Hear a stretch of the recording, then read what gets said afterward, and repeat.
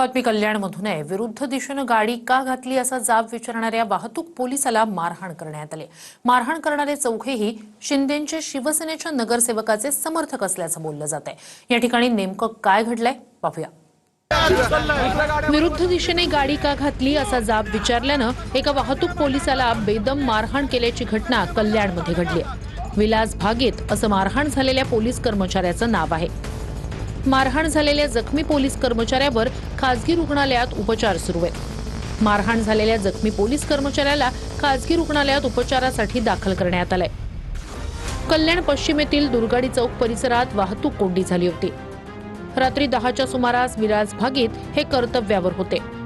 विरुद्ध दिशेने येणाऱ्या कार चालकाला गाडी थांबवण्यास सांगितलं।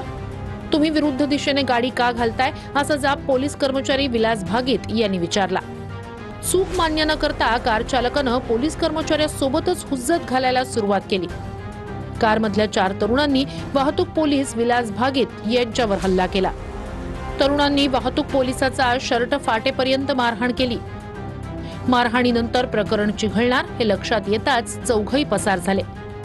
बाजारपेठ पोलिसांनी मारहाण करणाऱ्या चौघांविरोधात गुन्हा नोंदवलाय। हा सगळा प्रकार घडल्यानंतर संबंधित तरुणांचे मित्र वाहतूक पोलिसांची हुज्जत घालतानाही दिसले। हो, आम्ही त्यांना पळवलंय, आमच्याशी धक्काबुक्की करू नका, आमच्यावर कारवाई करून बघा असं आव्हान हे तरुण पोलिसांना देत होते। हे तरुण पोलिसांची अत्यंत उर्मट आणि मोठ्या आवाजात हुज्जत घालत होते। मारहाण करणारे चौघही शिंदेंच्या शिवसेनेतील एका नगरसेवकाचे कार्यकर्ते असल्याची माहिती आहे। आरोपींना शोधण्यासाठी पोलिसांची 2 पथकं रवाना झाली।